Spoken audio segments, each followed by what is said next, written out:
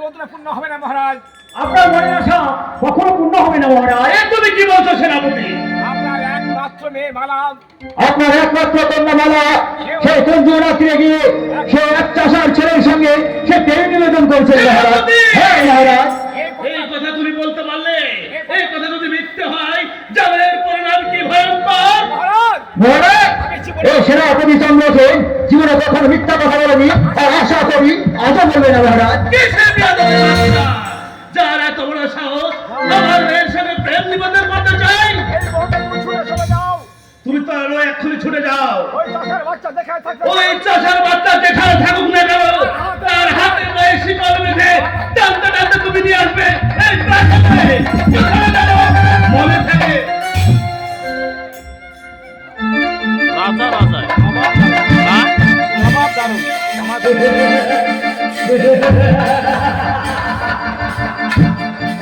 এই তো আমার সুবর্ণ সুযোগ।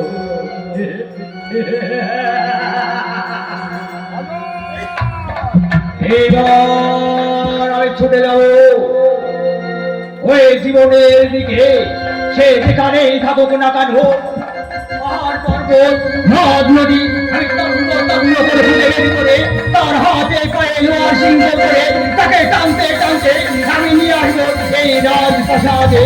তবেই আমার নাম সেনাপতি অর্জুন সিং।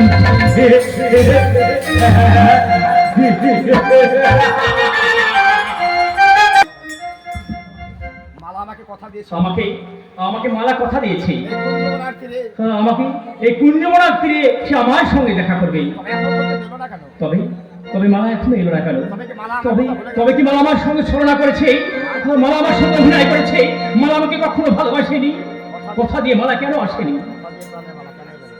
কথা দিয়ে প্রাণে মালা কেন কথা দিয়ে প্রাণে মালা তুমি কেন এলে না?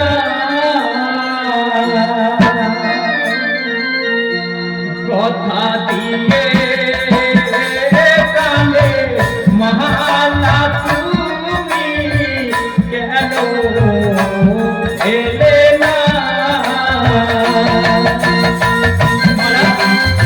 কথা দিয়েছিলে, তুমি কেন তুমি আসলে না?